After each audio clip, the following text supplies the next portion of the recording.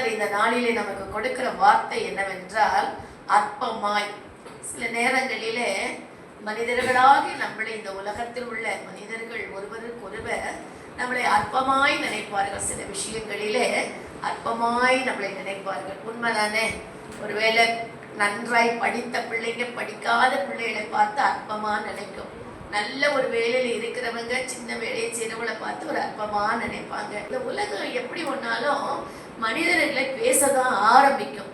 ஆனா ஆண்டவராகிய இயேசு கிறிஸ்து ஒரு முக்கியமான ஒரு காரியத்தை, யாரா இருந்தாலும் யாரையும் அற்பமாய் நினைப்பதில் அவருக்கு பிடிக்கவே பிடிக்காதான்.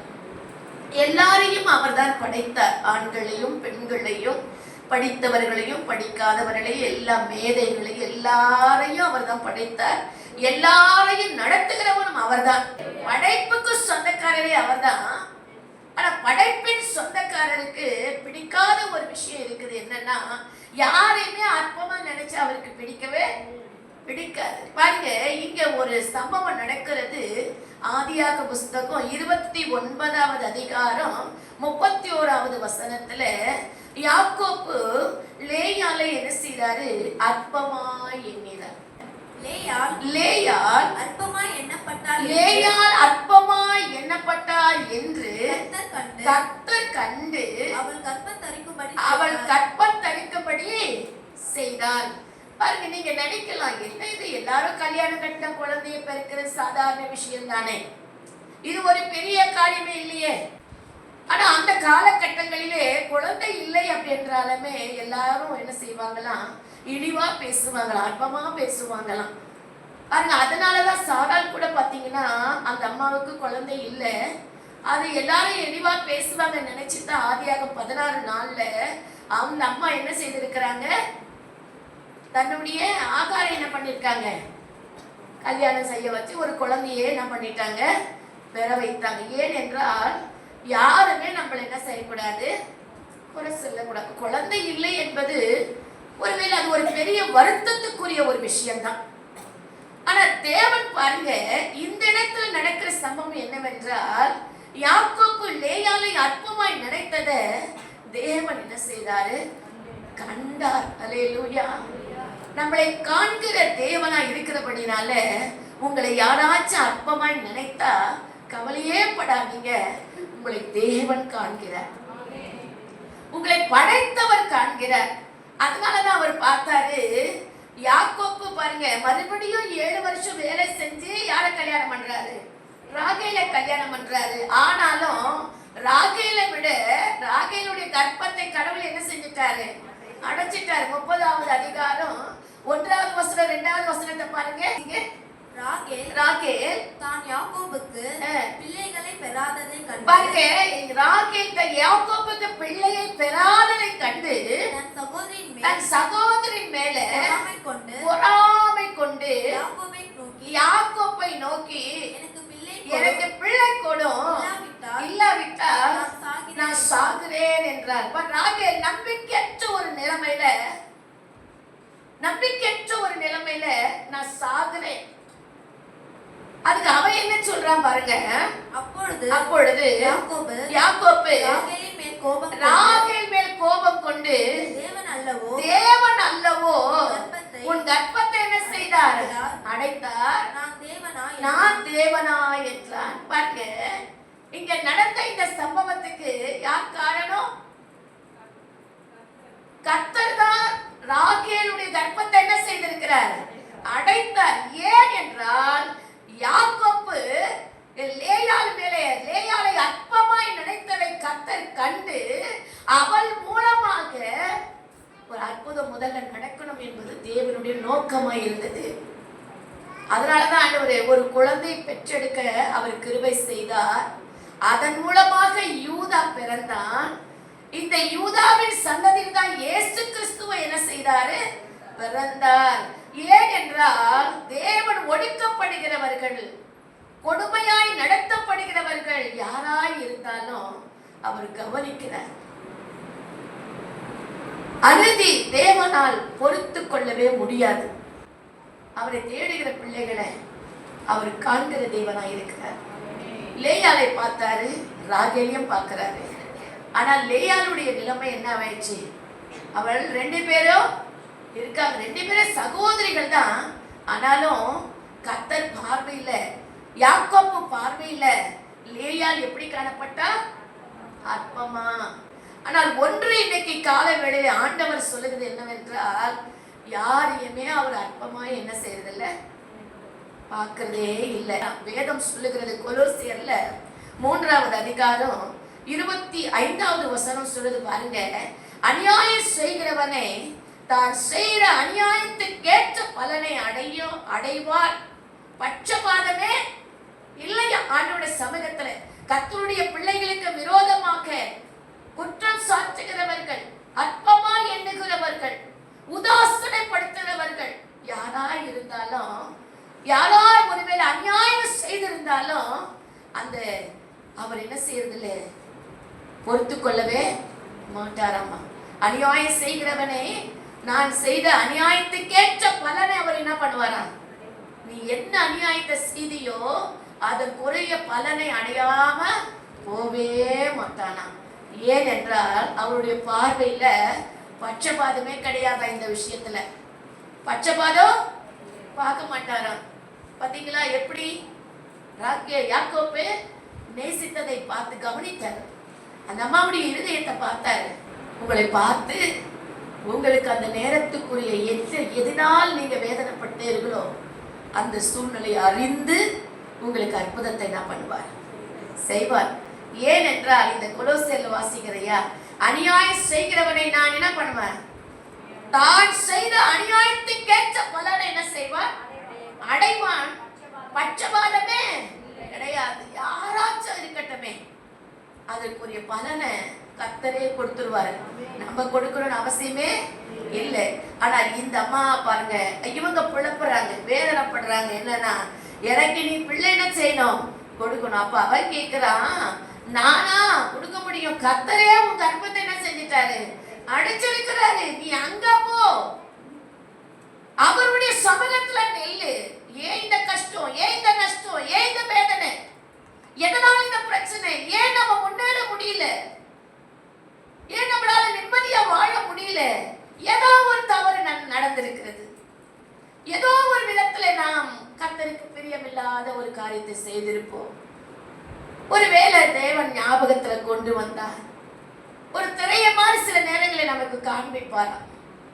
நம் முழங்கால படியிட்டு நம்ம ஜெபிக்கும் பொழுது ஆண்டவர் நம்மளோடு கூட அவர் பேசுகிற தேவனாய் இருக்கிறது மாத்திரமல்ல, நம்ம ஜெபத்தை கேட்கிறவராய் இருக்கிறது மாத்திரமல்ல, தான் செய்கிற தவறுகளை சுட்டி காட்டுகிறவராக இருக்கிறார்.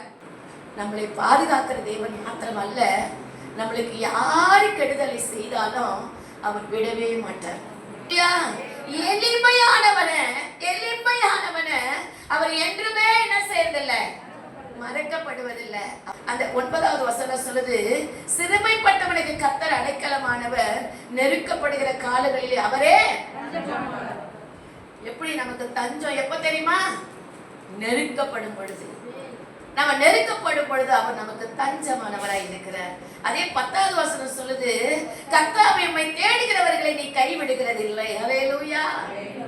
அவரை தேடுகிறவர்களை அவர் ஒருபோதும் என்ன செய்யறது இல்லையா, கைவிடவே மாட்டாருமா. அவரை தேடி நீங்க வந்துட்டீங்க, உங்களை அவர் கைவிட மாட்டார்.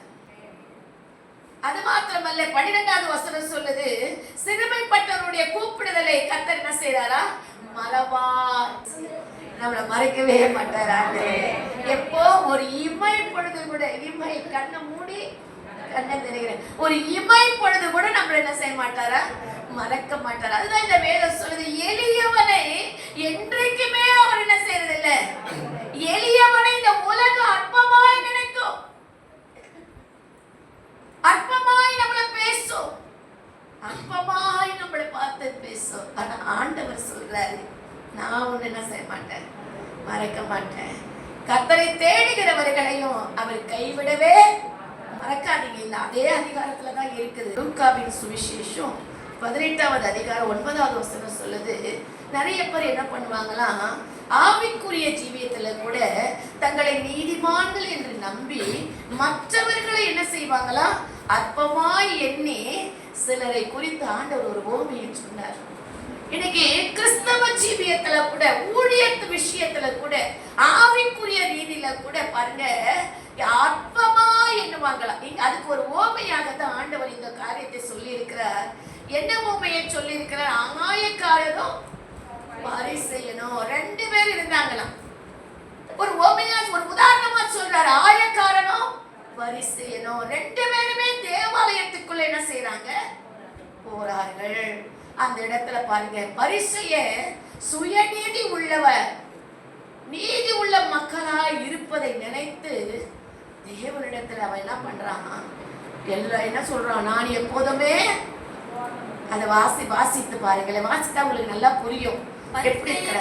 பரிசேயன் நின்று, தேவனே நான் பரிகார, நான் அநியாயக்கார, நான் விபச்சாரக்கார ஆகிய மற்ற மனுஷனை போலவும் இந்த ஆயக்காரனை போலவும் இராததினால் உம்மை ஸ்தோத்தரிக்கிறேன். வாரத்தை 2 தரம் அவர் எவ்வளவு பெருமையா சொல்றாரு பாருங்க. வாரத்துல 2 தரம் உபவாசிக்கிறேன். என் சம்பாத்தியத்தை எல்லாம் தசமமாக செலுத்துகிறேன் என்று ஜெபம் பண்ணினான். ஆயக்காரன் தூரத்திலே நின்று தன் கண்களையும் வானத்துக்கு இந்த இவனுடைய ஜெபமும் இந்த ஆயக்காரன் ஜெபம் எப்படி இருக்குது பாருங்க.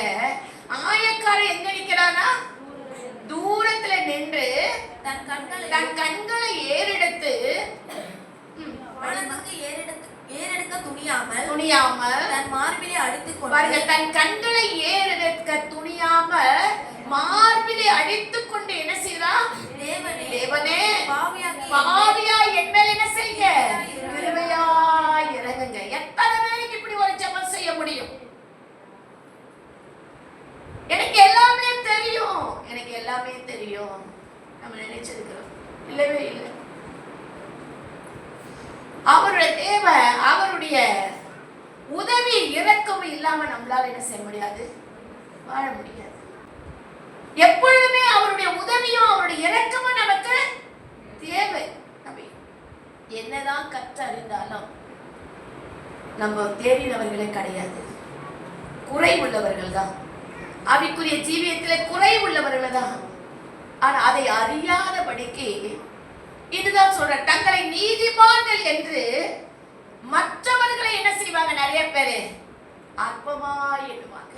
நான் தான் ரொம்ப பர்ஃபெக்டா இருக்கேன், என்னைய மாதிரி இந்த பூமியில யாருமே இல்ல, நான் ஆண்டவருக்கு ரொம்ப பிரியமான மகள், பிரியமான மகன். நல்லது நல்லது. ஆனாலும் அவருடைய கிருபையை இரக்கம் அவனுக்கு வேணும் தானே? வேணுமா இல்லையா? வேணும். ஆனா இவன் சொல்லுகிறான், ஆயக்கார தூரத்துல நின்று கிட்ட வர்றதுக்கு கூட அவளுக்கு என்னால வர முடியல. தூரத்துல நின்று அவன் சொல்றான், நான் யாரு? நான் அநியாயக்கார, பாவியாகிய என் மேல் எப்படி இருக்கணுமா? கிருபையாய் இருக்கும். இப்படிதான் நாம ஜெபம் செய்வோம். தேவனுடைய உண்மையான பிள்ளைகளே அவர் நேசிக்கிறவராய் இருக்கிறார். நீங்க எப்படி அவரை ஆராதிக்கிறீங்க எனக்கு தெரியாது. உங்களுடைய இருதயத்தை அவர் பார்க்கிறார். உங்களுடைய உள்ளான அந்த ஆழ்ந்த அந்த ஜெபத்தை அவர் கேட்கிறார். அந்த கண்ணீருக்கு அவர் பதில் கொடுக்கிறார். நீங்க கவலையே படாதீங்க. அதான் லூக்கா புஸ்தகம், லூக்கா சுவிசேஷம் 16:15 சொல்லுது, அவர் அவர்களை நோக்கி, நீங்கள் மனுஷனுக்கு முன்பாக உங்களை நீதிமான்கள் என்று காட்டுகிறீர்கள், தேவனோ உங்கள் இருதயங்களை அறிந்திருக்கிறார். மனுஷனுக்குள்ளே மேன்மையாக எண்ணப்படுகிறது. இன்னைக்கு நிறைய பேர் அப்படிதான். மனுஷனுக்கு மனுஷன் ஒருத்தருக்கு ஒருத்தர் நான் தான் நீதிமான், நான் தான் நீதிமான், என்ன மாதிரி நீ இல்லை, என்ன மாதிரி உனக்கு கிடையாது. இன்னைக்கு நிறைய பேர் சொல்லுவாங்க, நானு பரலோகத்துக்கு போயிடுவேன், ஜபமே பண்ண மாட்டாங்க ஆனா பரலோகத்துக்கு போயிடுவாங்களாம். எப்படி? எந்த ஊழியமே செய்ய மாட்டாங்க ஆனா பரலோகத்துக்கு போயிடுவாங்களாம். கனியே கொடுக்க மாட்டாங்க ஆனா பரலோகத்துக்கு போயிடுவாங்களாம். நான் தான் ஞானஸ்தானம் எடுத்துட்டேனே. நீ ஞானஸ்தானம் எடுத்தாலும், நீ அந்நிய பாஷை பேசினாலும், நீ என்னதான் தீர்க்க தரிசனம் உரைத்தாலும், உங்ககிட்ட தேவனுடைய அன்பும் இரக்கமும் பணிவும் தாழ்மையும் இல்லை அப்படின்னு சொன்னா ஆண்டவர் உன்னை பார்த்து என்ன சொல்லுவாரு? நான் உங்களை அறியலாம் சொல்லிடுவார். கொரிந்தியர் 1:28 வாசிக்க. உள்ளவைகளை அவமாக்கும்படி உலகத்தில் இழிவானவைகளையும் அற்பமாய் எண்ணப்பட்டவைகளையும் இல்லாதவைகளையும் தேவன் தெரிந்து கொண்டார். அல்லேலூயா. எவ்வளவு அற்பமாய் எண்ணப்பட்ட நம்மள கர்த்தர் தெரிந்து கொண்டு அவருடைய பிள்ளையா நம்மளை மாற்றி நம்மளை உயர்த்தி அழகுபடுத்தி இருக்கிறார். அதுதான் 26வது வசனம் சொல்லுது பாருங்க. எப்படி சகோதரரே நீங்கள் அழைக்கப்பட்ட அழைப்பை பாருங்கள். மாம்சத்தின்படி ஞானிகள் அநேகர் இல்லை, வல்லவர்களும் அநேகர் இல்லை, பிரபுக்களும் அநேகர் இல்லை, ஞானிகளை வெட்கப்படுத்தும்படி. பாருங்க, ஆண்டவர் எவ்வளவு அழகா நம்மளை தெரிந்தெடுத்திருக்கார் பாரு. ஞானிகளை வெட்கப்படுத்தும்படி தேவன் உலகத்தில் பைத்தியமானவர்களை என்ன பண்ணாராம்? தெரிந்து கொண்டார். பலமுள்ளவர்களை வெட்கப்படுத்தும்படி தேவன் உலகத்தில் பலவீனமானவர்களை தெரிந்து கொண்டார். நிறைய பேர் நம்மள அற்பமா நினைப்பாங்கல்ல, நான் தான் நீதிமான் சொல்லி. ஆனா அங்க சொல்லிட்டாரு, என்ன சொல்லியிருக்கிறாரு? இழிவானவர்களாய் இருந்த நம்மள யாருமே நம்மளை மதிக்க மாட்டாங்க, யாருமே நம்மளை கவனிக்கவே மாட்டாங்க, எல்லாருமே நம்மள ஒரு அற்பமா நினைச்சிருக்கலாம். ஆனா ஆண்டவருடைய பார்வையில நாம் விசேஷமானவர்களாய் கர்த்தர் நம்மளை மாற்றி நமக்கு ஒரு கனத்துக்குரிய பாத்திரமா நம்மளை வச்சு நம்மளுக்கு என்ன சொல்றாருன்னா, ஞானிகளை வெட்கப்படுத்த பைத்தியமாயிருந்தவங்களை தேர்ந்தெடுத்தேன். அதனால நாம என்ன செய்யக்கூடாது? 1 சொன்னதை படி 11 ஒருவனையும் நம்ம என்ன பண்ணக்கூடாது? அற்பமா எண்ணக்கூடாது. யாரையுமே நம்ம அற்பமா எண்ணக்கூடாது, உதாசனப்படுத்தக்கூடாது. எல்லாருமே தேவனால் அழைக்கப்பட்டவர்கள். அற்பமா எண்ணப்பட்ட லேயாள் மூலமாக தான், அவருடைய சந்ததியில தான் யூதா பிறந்து, அந்த சந்ததியில தான் இயேசு கிறிஸ்து வெளிப்பட்டார். அல்லேலூயா. அவர் வெளிப்பட்டதை நோக்கம் அற்பமா எண்ணப்பட்ட அந்த அம்மா வயிற்றில் பிறந்த அந்த பிள்ளையினுடைய சந்ததியில தான் இயேசு கிறிஸ்து என்ன பண்ணாரு? வெளிப்பட்டார். ஒருவேளை உங்களை யாராச்சும் அற்பமா நினைச்சா, உங்களுடைய பெரிய மேன்மையை கர்த்தர் உங்களுக்கு என்ன செய்ய போறாரு? கொடுக்க போறார். எபிரேயர் 12:5 அன்றியோ என் மகனே, கர்த்தருடைய சிட்சையை நீ என்ன செய்ய வேண்டாம்? அற்பமா எண்ணாத. அவர் கடிந்து கொள்ளப்படும் பொழுது நீ என்ன பண்ணாத? சோர்ந்து போகாத. கர்த்தருடைய சிட்சையை என்ன பண்ணக்கூடாதான்? சில நேரங்களில் நம்மளை உருவாக்குவதற்காக இந்த சிட்சையை கொடுப்பார். நம்மளை உருவாக்க கொடுக்கிற இந்த சிட்சையை நம்ம அற்பமா என்ன செய்யக்கூடாது? நினைக்காதபடிக்கு நம்ம எப்படி இருக்கணுமா? ஆண்டவருக்கு சிட்சையை அற்பமா என்ன வேண்டாம். அவர் கடிந்து கொள்ளும் பொழுது நீ என்ன பண்ணக்கூடாது? சோர்ந்து போகக்கூடாது. 7வது வசனத்தை வாசிங்க. 7-8 நீங்கள் சிட்சையை சகிக்கிறவராய் இருந்தா தேவன் உங்களை புத்திரனாக எண்ணி, இந்த சிட்சையை நீங்க சகிக்கிறவராய் இருந்தீங்கன்னா தேவன் உங்களை புத்திரனாய் என்ன செய்றாரா? நடத்துவார். அவருடைய பிள்ளையாய் உங்களை நடத்துவார். சோர்ந்து போகக்கூடாது. சிட்சை வரும் பொழுது, கஷ்டம் வரும் பொழுது, தேவைகள் நம்ம வாழ்க்கையில வரும் பொழுது, பலவிதமான சூழ்நிலைக்குள்ள போகும் பொழுது, அவர் சிட்சிக்கப்படுகிற அந்த நேரத்துல நீ சோர்ந்து போகாம சிட்சையை நம்ம என்ன பண்ண வேண்டும்? சகித்துக் கொள்ள வேண்டும். 10வது வசனத்தை வாசிங்க. அவர்கள் தங்களுக்கு நலம் என்று தோன்றினபடியே கொஞ்ச காலம் சிட்சித்தார்கள். இவரோ நம்மளுடைய எதுக்கு சிட்சிக்கிறாரம்மா? நம்மளுடைய பரிசுத்தத்துக்கு என்று, நம்முடைய பரிசுத்தத்துக்கு நாம் பங்குள்ளவளாகும் பொருட்டு, நம்முடைய பிரயோஜனத்துக்காக நம்மளை என்ன பண்றாரு? சிட்சிக்கிறார். அல்லேலூயா. நம்மளை அப்பதான் நம்ம சிட்சிக்கப்படும் பொழுதெல்லாம் என்ன செய்யறோம்? உடம்பிட்டு பரிசுத்தமாகிறோம், பரிசுத்தமாயிடுறோம், இன்னும் ஆண்டவருக்குள்ள நெருங்கி வரும். ஆனா சிட்சையிலே வரும்பொழுது, சிட்சிக்கப்படும் பொழுது சோர்ந்து என்ன செய்யாதீங்க? போகாதீங்க. சில கஷ்டங்கள் நஷ்டங்கள் வரும் பொழுது சோர்ந்து போயிடாதீங்கம்மா. கர்த்தர் உங்களை நேசிக்கிறார். எளியவனை என்றுமே அவர் என்ன செய்யறதில்லை, மறப்பதில்லை, கைவிடவே மாட்டார். ஆண்டவர் எல்லா நன்மைக்கு தான் செய்கிறாரு. பரவாயில்ல, இந்த சிக்ஷையில நான் சில காரியங்களை கற்றுக்கொண்டேன். இந்த கஷ்டமான சூழ்நிலைக்குள்ள நான் போகும்போது சில மனிதனுடைய காரியங்களையும் நான் புரிஞ்சுக்கிட்டேன். கர்த்தர் என்னை தூக்கி நிலைநிறுத்தினதும் நான் அறிஞ்சுக்கிட்டேன். இன்னும் அவருக்குள்ள நெருங்கி வருவதற்கும் பரிசுத்தமாவதற்கும் நான் இன்னும் ஆண்டவர் எனக்கு வழியை கொடுத்துட்டார் என்பதை நான் விசுவாசிக்கிறேன். உங்களால் என்ன பண்ண முடியும், சொல்ல முடியும். ஒரு சிக்ஷை வந்தாதான், வரல அப்படின்னா என்ன பண்ண முடியாது எதையுமே. 14வது வசனத்தை வாசித்து பாருங்க. யாவரோடும் சமாதானமா இருக்க, யாவரோடு சமாதானமா இருக்கவும் பரிசுத்தம் உள்ளவர்களாய் இருக்கவும் நாடுங்கள். பரிசுத்தம் இல்லாமல் ஒருவரும் கர்த்தரை தரிசிப்பதில்லை. அல்லேலூயா. பரிசுத்தம் இல்லாம ஒருத்தரை கூட நம்ம ஆண்டவரை நம்ம பார்க்க முடியாது. அப்ப எப்படி நம்மளை பரிசுத்தப்படுத்துறார் என்றால் சில சிக்ஷைகள் மூலமா தான் நம்மளை பரிசுத்தப்படுத்துறார், நம்மளை கற்றுக் கொடுக்கிறார். கற்றுக்கோ, இந்த பாடங்கள் எல்லாம் என்ன பண்ணிக்கோ, கற்றுக்கொள்ள, ஏற்றுக்கொள்ள நம்மளுக்கு உதவி செய்யணும். கிருபையாய் கர்த்தர் நம்மளை பாதுகாக்கிறார், நம்மளை ஒழுங்குபடுத்துறார், பரிசுத்தப்படுத்துறார், எல்லா காரியத்தையும் கற்றுக் கொடுக்கிறார். நம்ம ஆண்டவரை மாதிரி நம்மளுக்கு கற்றுக் கொடுக்கறவங்க யாருமே இல்லை. அவர் ரொம்ப அழகா நம்மளுக்கு கற்றுக் கொடுப்பார். அதே எபிரேயர் புஸ்தகம் 3வது அதிகாரத்துல 12வது வசனத்தை வாசித்து பாருங்க. அதே அதிகாரம் எபிரேயர் 3:12 வாசித்து பாருங்களேன். சகோதரரே, ஜீவனுள்ள தேவனை விட்டு விலகுவதற்கு ஏதுவான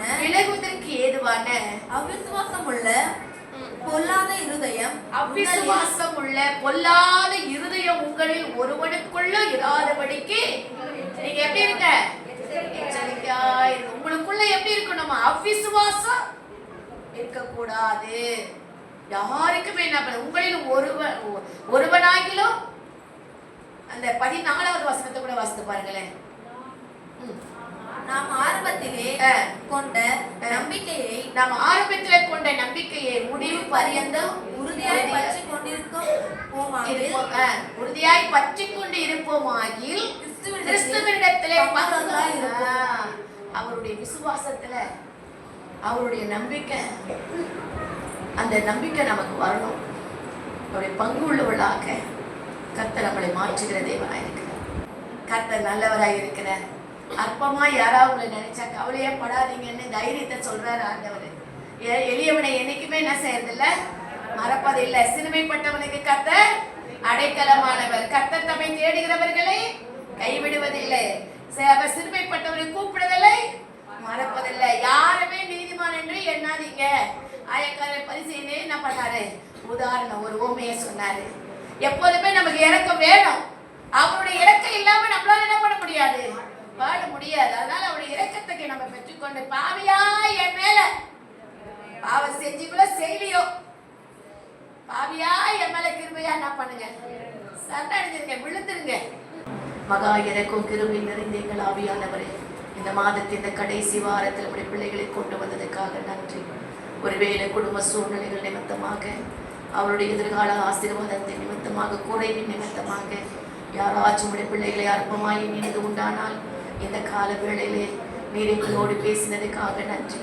எளியவனை ஒருபோது நீங்க ஆண்டவரை கைவிடுகிற தேவன் அல்ல, வெட்கப்படுத்துகிற தேவன் அல்ல, ஜெபங்களை கேட்கிற தேவன் ஆண்டவரே.